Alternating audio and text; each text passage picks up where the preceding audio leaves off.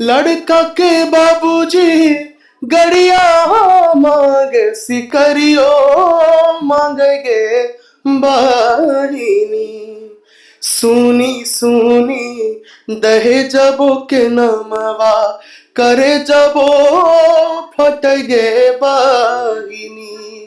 शादी में एक चीज और होता है जो अभी तक कोई नहीं सोचा होगा, वो है दहेज। लड़की के पिता का जमीन बिक जाता है, घर बिक जाता है, गाय बिक जाता है, जो भी है। लड़की के बाबूजी गैया बेचे जमीन मो बेचेगे बहिनी तबो नहीं दहेजबा जे पूरले करे जबो फटेगे बहिनी। मेरी खुशकिस्मती यही है कि मेरे जीजाजी ने मेरे से 1 रुपये भी दहेज नहीं लिए। लेकिन शादी में क्या होता है ना, शादी दहेज के अलावा भी कुछ खर्च होते हैं जो बहुत खर्च होते हैं, जिसके लिए मेरे पास एक गाय थी और मैं उसे बहुत चाहता था। पापा ने उसे बेच दिया। सुनी सुनी दहेजबो के नमवा करे जबो फटेगे बहिनी। तो आपको तो पहले आपको कोई देख ले तो डरेगा पहले कि मलिंगा जैसे आप दिखाई देते हैं, लंबे चौड़े जो हैं ये इंसान। तेरे चेहरे में वो जादू है बिन डोर खिंचाता हूँ। नमस्कार, मैं अंजलि और आप देख रहे हैं द इंडियन स्टोरीज। देखिए, आपने कॉन्टेस्ट तो बहुत सारे देखे होंगे, जीतता कोई है कोई हारता है, लेकिन कुछ लोगों की कहानी जो है वो दिल पर छाप छोड़ के जाती है। कुछ लोगों की कहानी हमेशा अपने दिल में जिंदा रहती है। इसी में अगर सुर संग्राम के बारे में अगर हम बात करते हैं तो बहुत सारे वीडियोस वायरल हुए थे। विजेता कौन था आपने देखा, बहुत अच्छे, सभी के सभी जो भी फाइनलिस्ट थे वो सभी बहुत अच्छा गाते थे। लेकिन एक लड़का जो लोगों के दिल पर अपना छाप छोड़ के अभी तक जो है वो जगह जगह परफॉर्म कर रहा है और लोगों का दिल जीत चुका है। किशन चंद्रवंशी हमारे साथ है। सबसे पहले बहुत बहुत स्वागत है हमारे चैनल पर। बहुत बहुत धन्यवाद, आप सबों को मेरा प्रणाम, नमस्कार है। आपको पता है कि हम लोग आपके गाने को कितना सुनते हैं, मतलब आपके जो गले में सरस्वती विराजमान है उसको लोग कितना तारीफ करते हैं, कितना आपको प्यार लुटा रहे, क्या कुछ कहना चाहिएगा? उन सबों को मेरा तहे दिल से धन्यवाद है और इसी तरह और प्यार अपना बनाए रखें, अपने दिल में मेरे लिए जगह बनाए रखिए, ढेर सारा प्यार दीजिए बस। अच्छा, बिहार में अगर हम रहते हैं ना और हम बिहार के किसी किसान के बेटे हैं तो हमें ये कहा जाता है कि पढ़ लिख के एक सरकारी नौकरी कर लो तो ज्यादा बेहतर होगा। लेकिन आपने कैसे संगीत को चुना या फिर संगीत ने कैसे आपको चुना, कैसे रियाज हुआ, कैसे इतने अच्छे और एकदम फिनिशिंग के साथ आप गाना शुरू कर दिए? यूं कहे कि संगीत ने ही मुझे चुन लिया। हाँ। संगीत के बिना मैं कुछ भी नहीं हूँ। हाँ। मैं जब 6 वर्ष का था तभी से मैं संगीत सीख रहा हूँ। हाँ। और अभी 17 साल हुए, लगभग 16-17 साल हुए हैं संगीत सीखते हुए। इंडियन क्लासिकल म्यूजिक में सीख रहा हूँ। हाँ। और जैसा मेरी स्थिति को आप देखे होंगे कहीं ना कहीं सोशल मीडिया पे, मेरे घर को, मेरी स्थिति को, तो मैं उस स्थिति में अपने गुरुजी को कभी गुरु दक्षिणा भी नहीं दे पाया हूँ आज तक। बदले में उन्होंने ही मुझे जो कुछ भी दिया, ज्ञान दिए और खाना दिए, कपड़ा दिए, रहने को घर दिए। उन्हीं के घर में भी मैं रहता था 24 घंटे में मैं 20 घंटा अपने गुरुजी के साथ ही रहता था। तो जो कुछ भी हूँ गुरुजी के वजह से, माता पिता के आशीर्वाद से, अपने समाज के आशीर्वाद से हूँ। अच्छा, आपके गाने बहुत ज्यादा वायरल हुए हैं, लोगों के बीच में काफी वायरल हुए हैं। कोई गाने से शुरुआत करते फिर बातचीत तो होती रहेगी इसमें। जरूर। जो सबसे ज्यादा लोगों ने पसंद किया गाने को, वो गाना था शादी विवाह का, एक थीम रखा गया था हमारे सुर संग्राम में, दहेज को लेकर के। तो ऐसा कुछ था, सभी ने सब तरीके के गाने गाए, जो पारंपरिक गाने हैं, सिंदूरदान, जो भी है, विदाई का है। लेकिन मेरे दिमाग में क्या आया ना कि शादी में एक चीज और होता है जो अभी तक कोई नहीं सोचा होगा, वो है दहेज। वो भी एक शादी का पार्ट हो जाता है और अभी भी गांव में कहीं ना कहीं है ही, दहेज प्रथा है ही।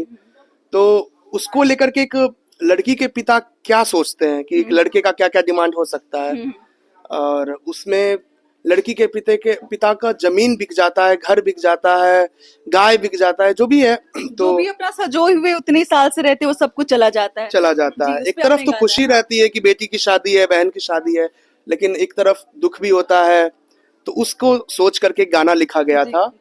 वो था, लड़का के बाबूजी गड़िया मांगे सिकड़ियो मांगेगे बहिनी।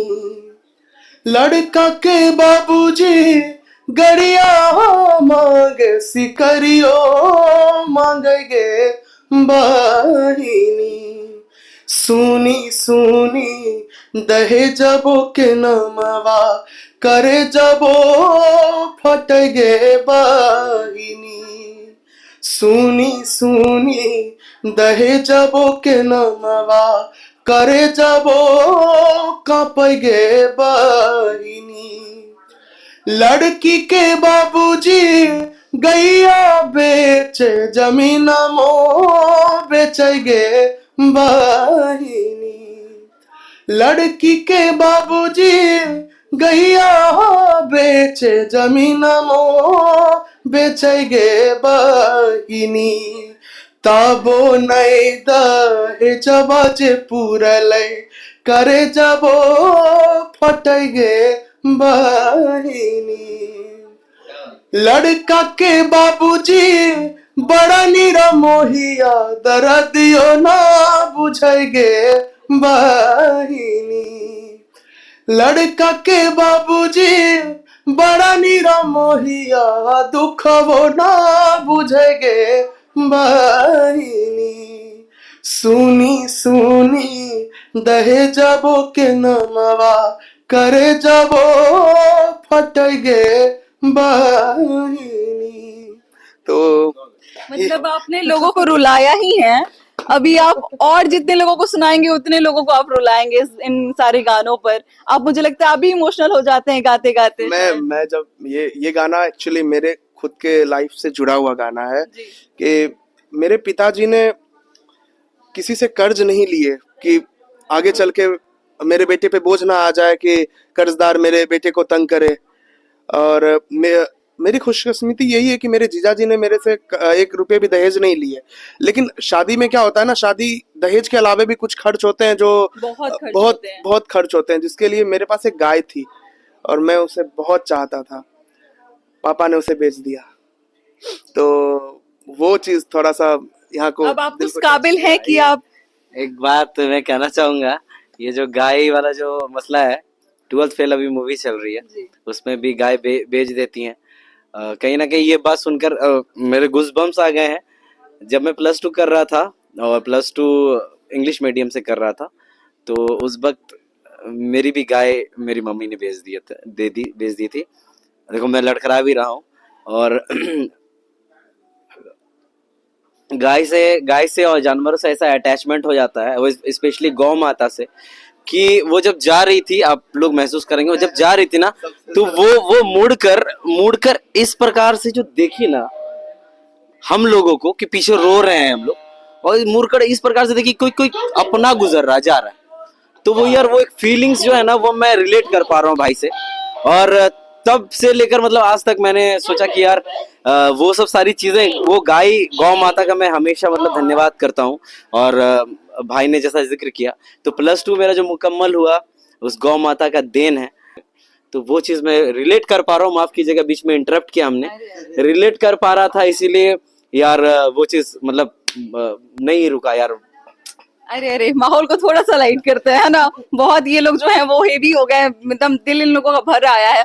तो आपको तो पहले आपको कोई देख ले तो डरेगा पहले कि मलिंगा जैसे आप दिखाई देते हैं, लंबे चौड़े जो हैं ये इंसान, और जब गाते हैं तो इतने प्यार से गाते, कॉम्बिनेशन थोड़ा गड़बड़ नहीं हो गया? भगवान ने थोड़ा गड़बड़ नहीं वो फिट कर दिया कुछ ऐसा लोगों ने कहा है आपको? बहुत सारे लोगों ने कहा है, और मेरे लुक को लेकर के हमेशा मैं चर्चा में रहा हूँ। मतलब कि अफ्रीका का है। नहीं, मैंने रंग के बारे में कुछ नहीं कहा, मैंने कुछ किसी के बारे में कुछ नहीं कहा। मैंने कहा आपका लुक जो है वो मलिंगा की तरह दिखाई देता है। हाँ, बाल मेरे वैसे हैं, वो तो नेचुरल है, बचपन से है, और अच्छा लगता है। अच्छा लगता है, और कहीं ना कहीं अटेंशन भी मिला है इस चीज को लेकर, है ना, इस लुक को लेकर। बहुत ज्यादा, बहुत। मेरे शक्ल लोग भूल सकते हैं, मेरे बाल को कोई नहीं भूल सकता।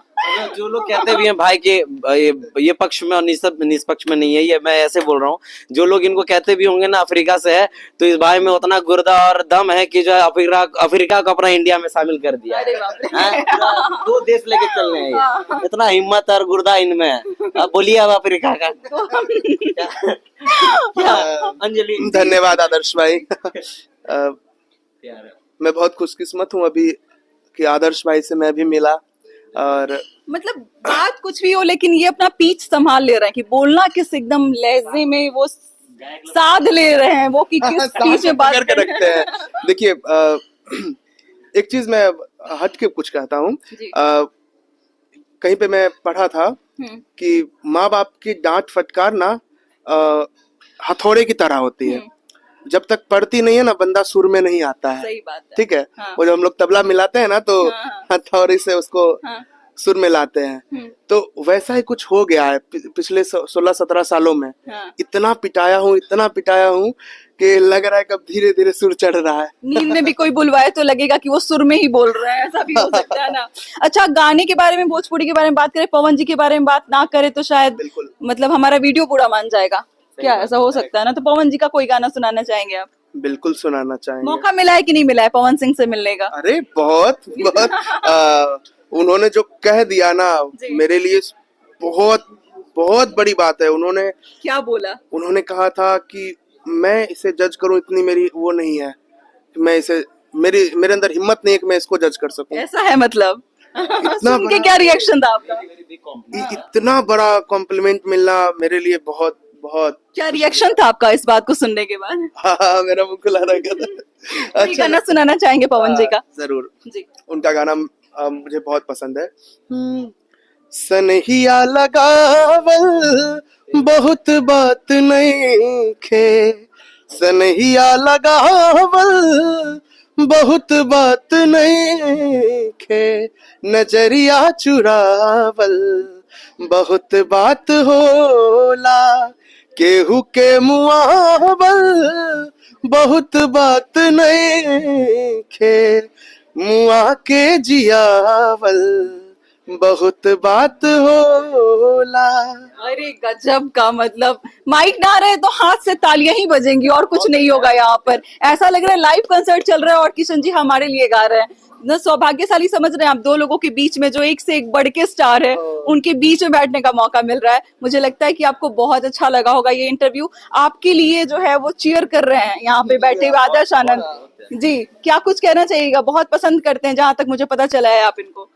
ये मेरे फेवरेट हैं, मेरे नहीं पूरे बिहार के, पूरे भारतवर्ष के हमारे आनंद भाई फेवरेट हैं और बिहार के गौरव हैं। हाँ। सबसे बड़ी बात है कि बिहार को जहाँ भागलपुर से निकल करके, चूंकि क्या है ना हमारा जो गांव समाज है ना,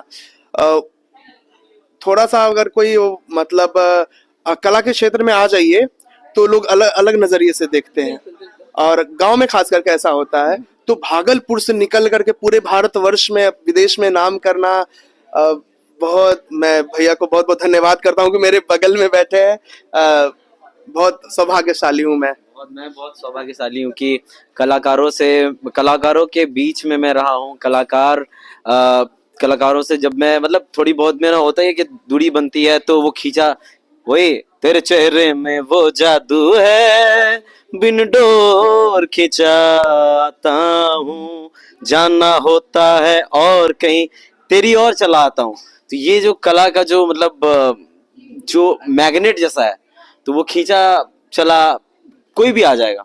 तो ये पावर है। और आज भाई को सामने से भी सुनकर और बड़ी मिठास है इनके एक एक मुखड़े पर, ऐसा लगता है कि इनके एक एक मुखड़े पे ना बड़ी मेहनत है और एक एक मुखड़े पे 6 हथौड़ी का सच में काम किया गया है। और भगवान करे इनके गानों पर और भी चार चांद लगे। आप कमाल करते रहिए, ढाते रहिए, आग लगाते रहिए, चारों पट्टी एकदम पूरा एकदम बिखेर दीजिए, पूरा सुर चारों पूरा दुनिया में पूरा एकदम गिना दीजिए, पकड़ के एकदम गिना दीजिए।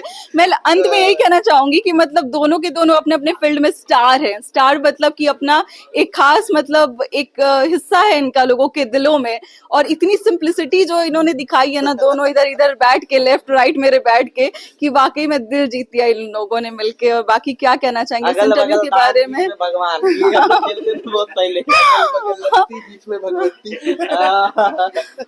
चलिए मिलते हैं अगले वीडियो में एक नई कहानी और एक नई जानकारी के साथ। बहुत बहुत शुक्रिया।